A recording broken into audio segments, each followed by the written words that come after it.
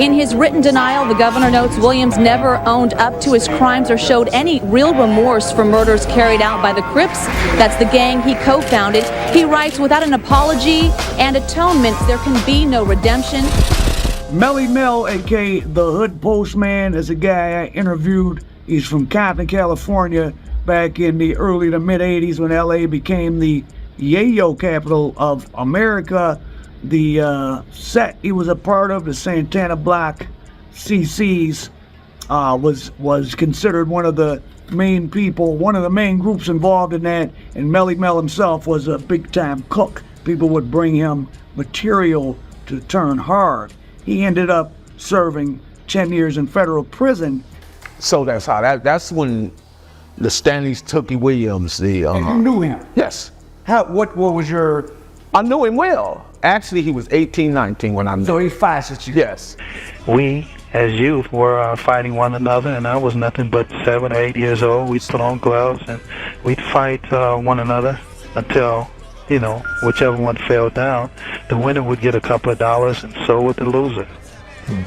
You couldn't, at that time, talk to individuals because talk would be considered as a sign of weakness.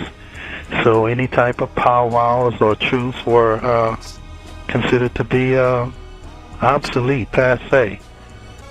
I felt when I came from camp, I'm 16 when I went there, and I'm 17 when I left.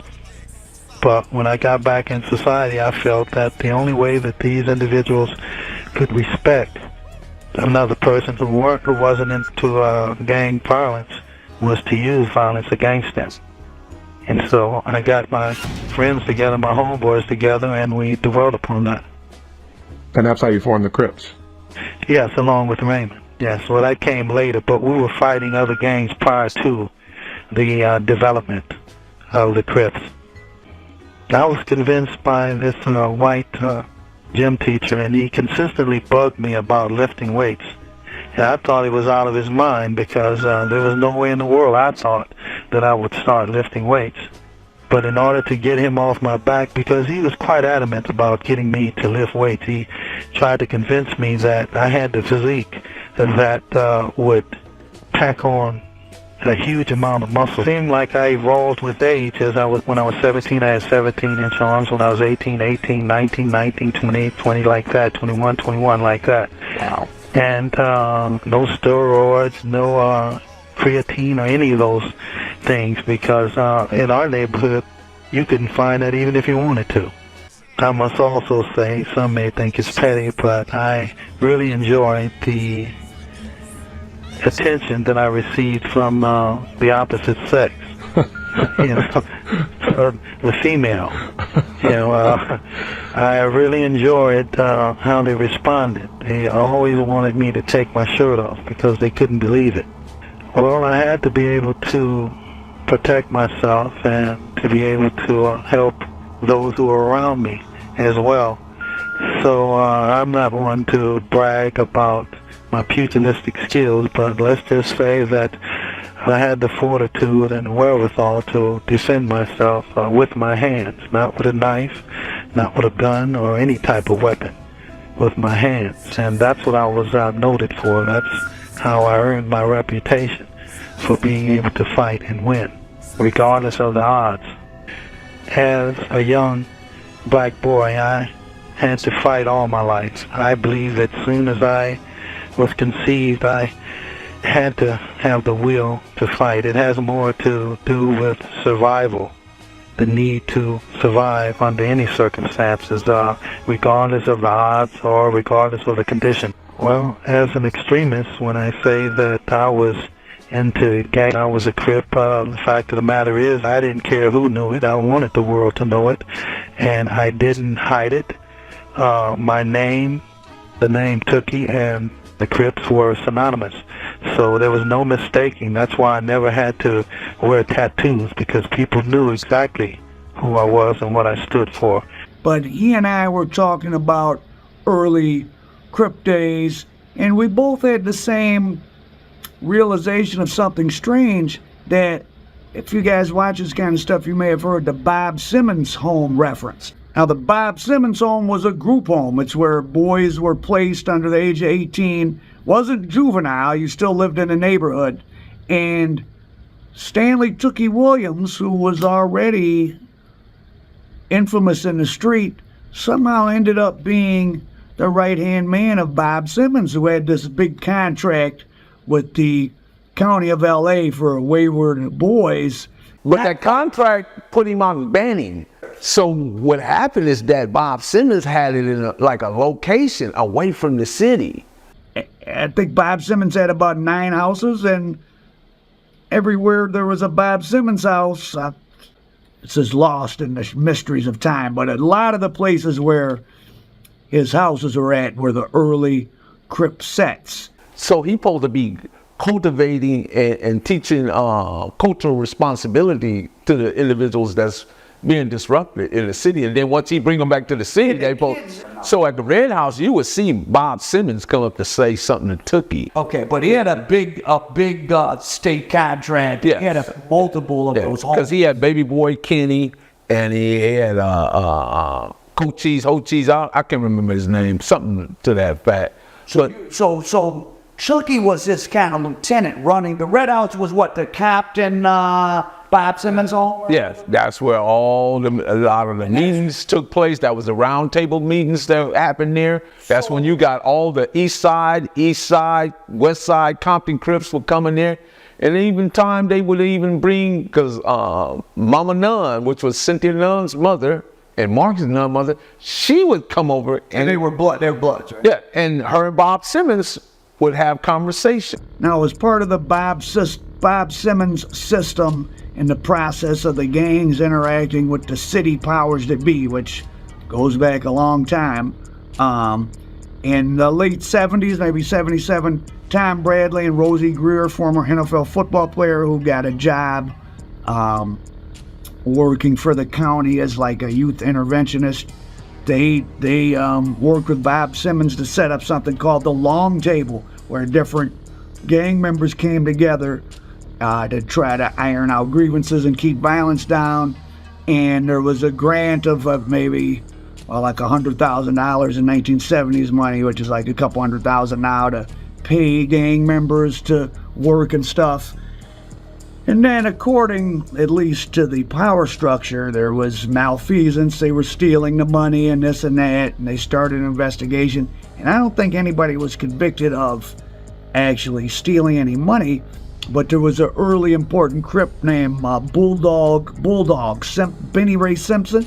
He ended up being charged with shotgunning 2 Bloods, I think maybe Brims, because there had been an argument about some of the money from the Long Table had been spent on a Rip funeral, and then the Brims wanted some spent on their funeral, the funeral of one of their guys. That didn't happen. Bulldog Benny Ray Simpson was charged with shooting these 2 guys, but he got acquitted.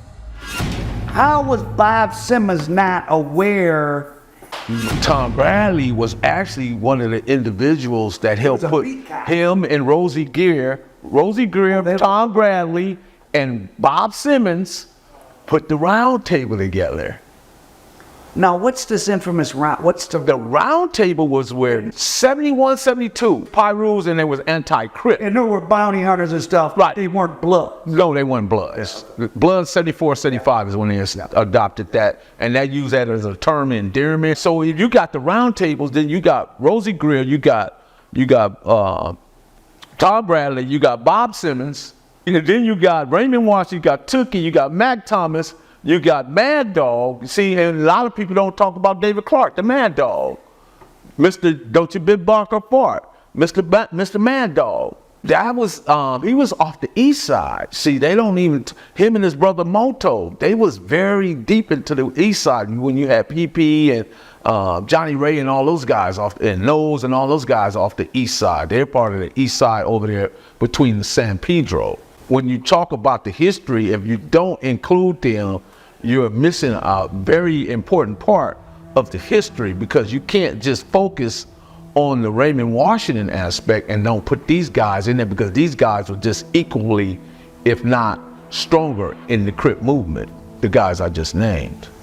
So There's a lot of action in those early days with those very young guys, tied in with this Bob Simmons home, which had a big contract from the LAPD. From the county, I would assume. And Tookie Williams was employed by Bob Simmons during this whole time. He and others were helping spread Crip mania across South Central and into Compton and all around. Atlantic Drive, Slater, and he had one in the swamps, and he may have had others too. And those all became Crip neighborhoods. And Tookie was kind of was he a resident or was he a hiree? He was a resident, then he became the hiree. He became the employee. One of the guys who was a key, one of the key founders of Crips, and the most famous one, Tookie Williams, was the adult manager of these. At the same time he was running these places, the Crips are starting, they're moving into the neighborhoods where he's at. Can't be a coincidence. It seems like it had a strategy. It's pretty fucking interesting and possibly disturbing. So what was going on between Bob Simmons and Tookie? Or could you? Well, there was conversations that we weren't privy to. Yeah.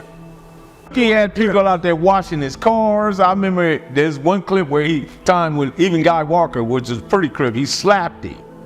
And came back asked him, well, what did you do? I didn't do nothing.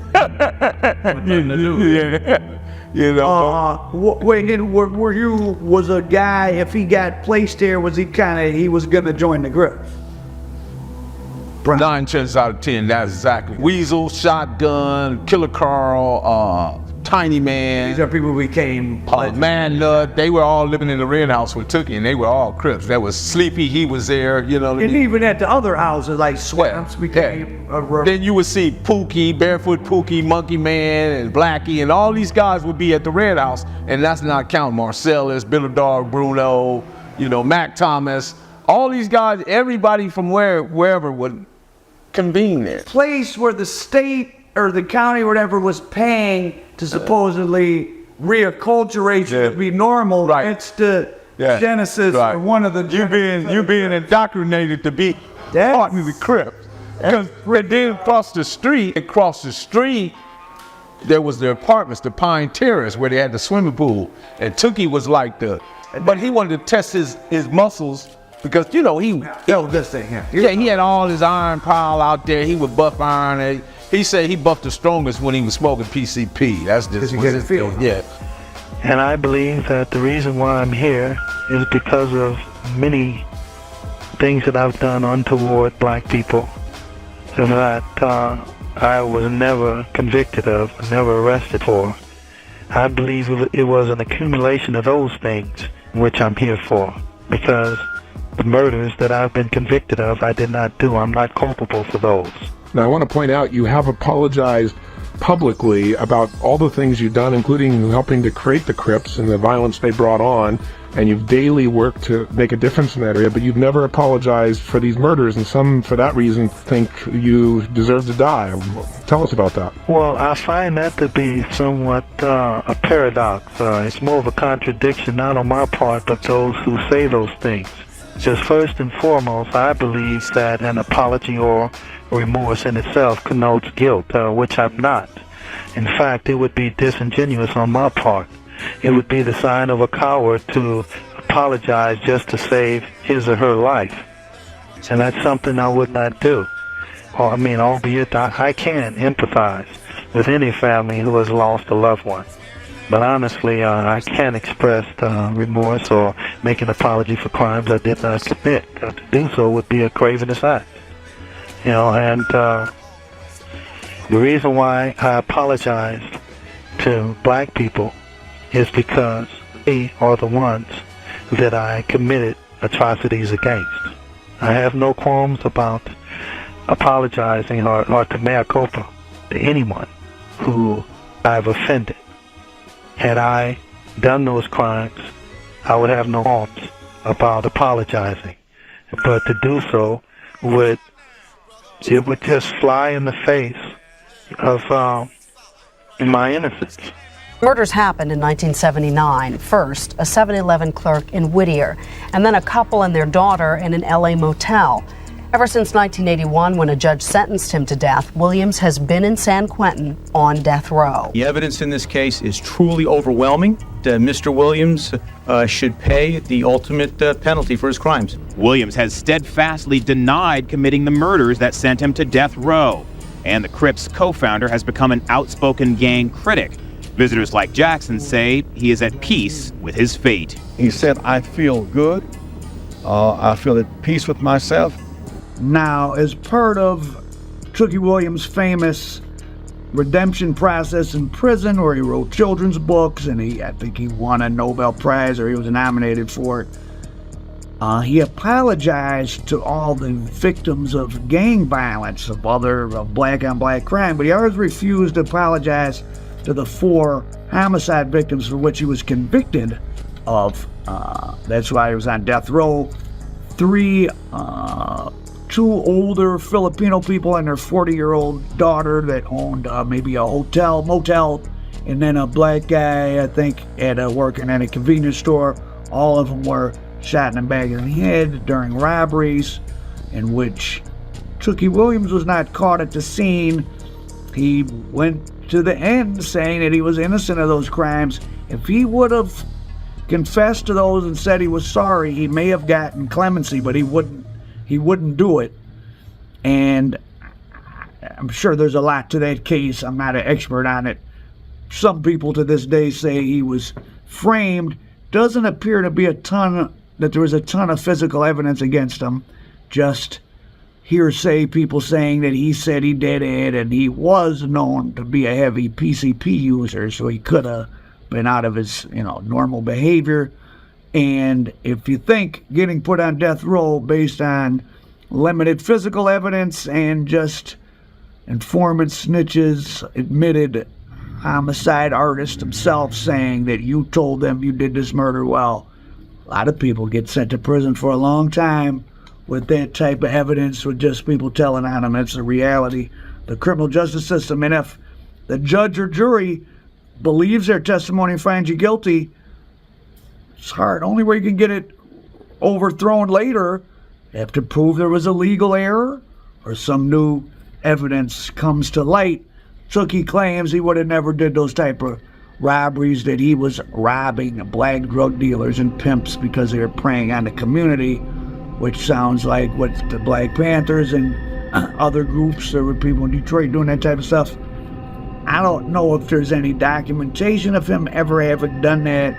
I really have no idea. So Tookie Williams said he was innocent of those crimes to the end, but maybe he felt guilty for other things. I mean, he did help start the Crips. But in reality, there was no physical evidence whatsoever at the scene that ties you to it. There's actually a bloody footprint and fingerprints that are not yours. Correct. You were in a situation where there was not one African American on the jury. The gentleman who's the prosecutor has been sanctioned twice by the California Supreme Court. Yes. For racist approaches to what he's done, and he kept any black jurors from being on the team. And then the only people that have testified are individuals who, one was being investigated for a murder himself. Exactly. None of them, they claim they heard you bragging about this. They didn't witness this. Yes, yes. Even the so-called accomplices never saw me do anything. That's right. But yet they say that I told them this.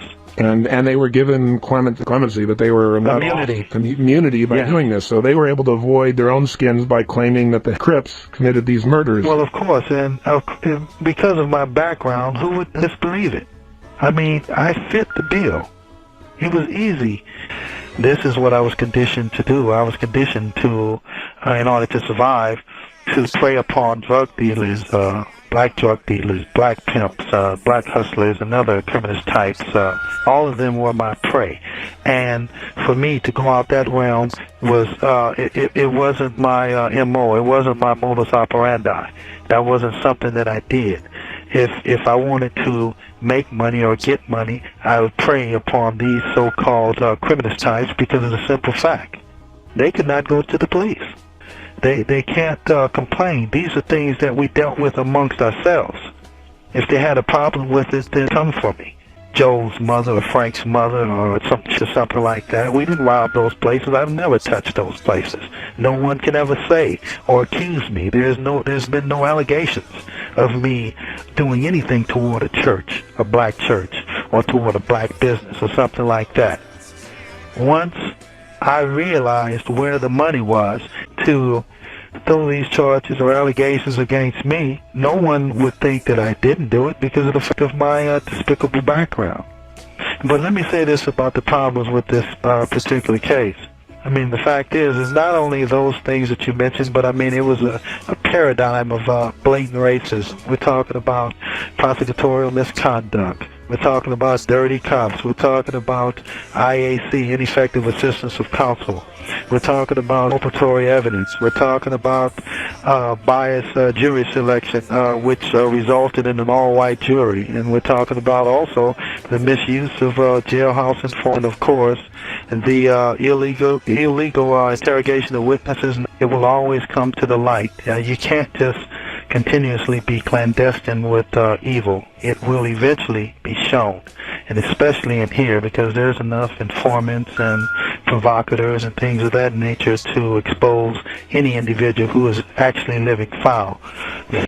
So, a lot of interesting and strange things in this Tookie Williams case. So not only the Bob Simmons things is strange, Tookie Williams had a tremendously charismatic personality. Of course, that's why you become a leader. But he was a very smart individual, because he would add up all these different calories and proteins and different things. I mean, that was before Arnold Schwarzenegger. Right. And I think Arnold was actually jealous of Tookie, you know what I mean? And when you really look at it in this context. Tookie was very popular. He made it on the Gong Show in like '77, which was a big deal. Here's some footage of him. He was famous at Muscle Beach, and this is the time at which white guys that went on to be big celebrities, Lou Ferrigno, the Incredible Hulk, and of course Arnold Schwarzenegger, they were in that circuit of trying to use bodybuilding to get famous. Tookie was maybe a hair's breadth ahead of them in terms of being famous for his bodybuilding, a little bit before them, at least in the pop culture. Here's a picture of Jamel Barnes, one of Tookie's early Crip acolytes, with Lou Ferrigno. Oddly enough, Mike Conception, another early Crip, a guy that was generous enough to have us in his house and help us out in Hollywood. He told us a story about he had a Rolls Royce in the late 70s and it was going to get repoed, and Lou Ferrigno was sent to repo it because he was doing, that type of work. And let's just say he was not able to successfully repo the car. Good evening, John. Governor Schwarzenegger is presumably still weighing his options in this case. There was no announcement today. And is there a lingering doubt about the validity of his murder convictions? And I will be reading and doing all the research on it so we make the right decision.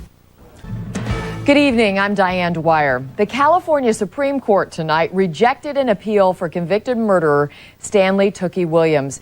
It refused to grant a stay of execution. The early gang culture of, at least in the black gangs, was a lot of bodybuilding, big guys, tough guys. Some of them, like Tookie, Craig Munson, these were guys that were right there with some of the early bodybuilders. They just went a different way before bodybuilding got really lucrative. What, Arnold Schwarzenegger and Tookie's, would they have crossed paths back then? Very likely. And, later on, Arnold held Tookie's life in the palm of his hand. Now, I'm not saying there was some animosity between them. I don't know anything about it, but interesting. L.A., everything in L.A. has an entertainment component, even politics and the streets. It's just like everything in Detroit has cars. Everything there is entertainment. Arnold was jealous behind Tookie. I mean, because Tookie would go to Venice Beach and all these Muscle Beach and just, he called breaking out. He would just break out, boom, break out. And, him and, of course, Jamel Barnes became, He's serious, yeah. Yeah. He's out there. Yeah. So, but anyway, Tookie would just pick us up and like catapult us in his, like this fun. Throw us in the swimming pool, you know what I mean? We thought it was fun. Oh, that was okay. Yeah. Yeah. It was he nice. I mean, was he violent at this point, or? Tookie was he was violent, but he wasn't violent against. He loved the baby Crips. You know, he had a deep passion and love because. What was his family back? Did you know anything about his parents? I think they came from Louisiana, really through Raymond Washington. They labeled him as public enemy #1. Oh, but based on, was he supposedly at the Robert Ballou thing, or? No, he wasn't there, but that he was supposedly was behind it or whatever. Yeah, because he was being sought after because he was quote unquote saying that, you know, maybe he's the leader or he's the origin of all. So at some point, that's why Ray Robinson's so famous. The LAPD for some period of time, they were trying to blame. So again, we're coming back to the media, right? The newspaper. If they put an article in the paper saying this guy is public enemy #1, then guess what? Stanley Williams has spent 23 years, nearly half his life, at San Quentin State Prison near San Francisco, awaiting execution for robbing and murdering 4 people. Williams says since he's been on death row, he's had time to reflect on the violence and destruction he caused by founding the Crips, the most notorious street gang in America. And 11 years ago, in an effort to redeem himself, he made an appeal to street gangs everywhere to make peace.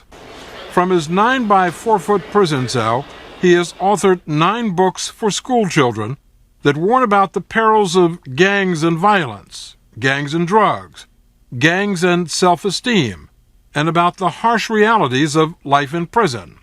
And from death row, Williams has been running a one-man multimedia campaign to promote his anti-gang message, which extends from the internet, where he has his own website, to a reverential made-for-TV movie about his life.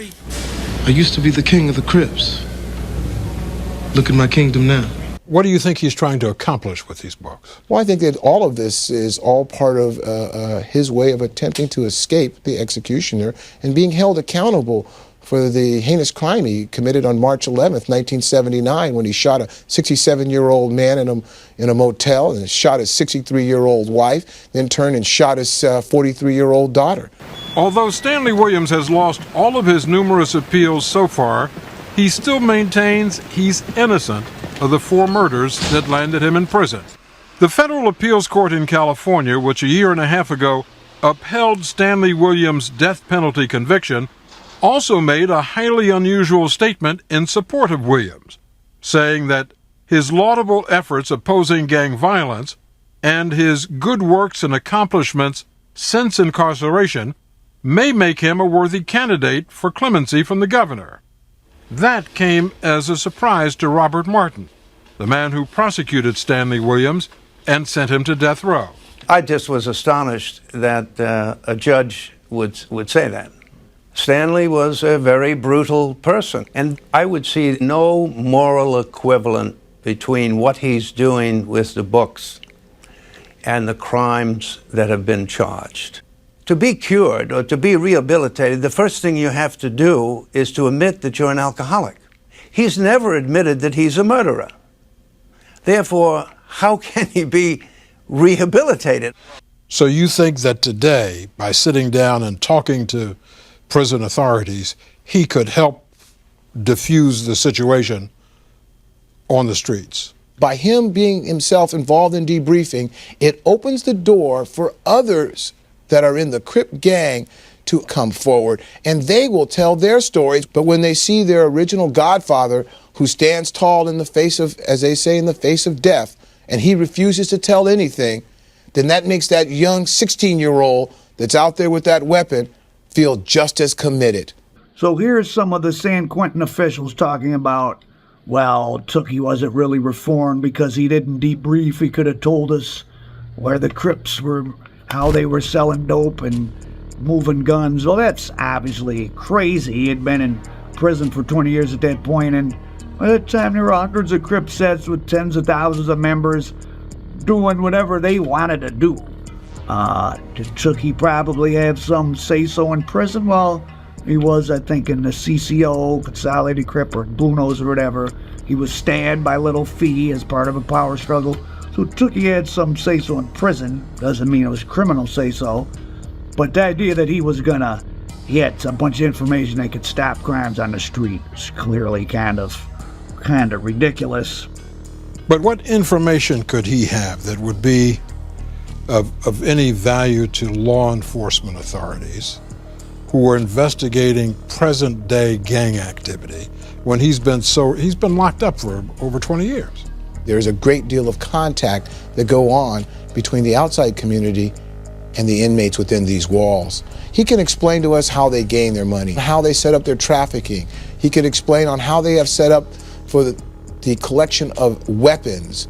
Stanley Williams told me he doesn't have anything to give. He has no current information about the Crips, and even if he did, he says it would violate his code of honor to be debriefed. I have to say that the word debriefing is a euphemistic term for snitching. And my convictions won't allow that. And in 2005, Stanley Tookie Williams became the second to last person by the state of California. There was one guy right after him. So they had an agenda to definitely make sure to get, at least publicly, the person considered the founder of the Crips, along with Raymond Washington, who had already been dead now. Did other people do stuff in the Crips? Sure, that's a whole nother story, but he was certainly the most famous. And if you were a politician, I guess it made it look like you were doing something about this criminal plague on Los Angeles landscape. You executed the founder, so I don't think Tookie had much of a chance to get clemency at the end. It is interesting, though, he never would admit he did those homicides, and I'd have to read all into the case, which I'm not going to, but it was a lot of circumstantial evidence. But people go to prison for circumstantial evidence all the time. So Tookie Williams at the epicenter of a lot of interesting big stuff. The Crips themselves. Why was he helping run all these boys' homes at the very time he was spreading the Crip message? Kind of strange. What was his connection with Arnold Schwarzenegger, if any? I was struck by how long it took. It was at least 22 minutes from when he entered the room to when they read the death warrant. There was just an awful lot of and taping things down, and he raised his head several times and spoke to them. He looked exasperated at the length of the process of doing this. And by my watch, it was 36 minutes and 15 seconds from when he walked in the room alive to when they declared him. One of the more charismatic, interesting criminals of the late 20th century, in urban America at least, Stanley Tookie Williams. Stanley Tookie Williams, our prophet, American dope. Working together, we can put an end to this cycle that creates deep pain in the hearts of our mothers, our fathers, and our people who have lost loved ones to this senseless violence.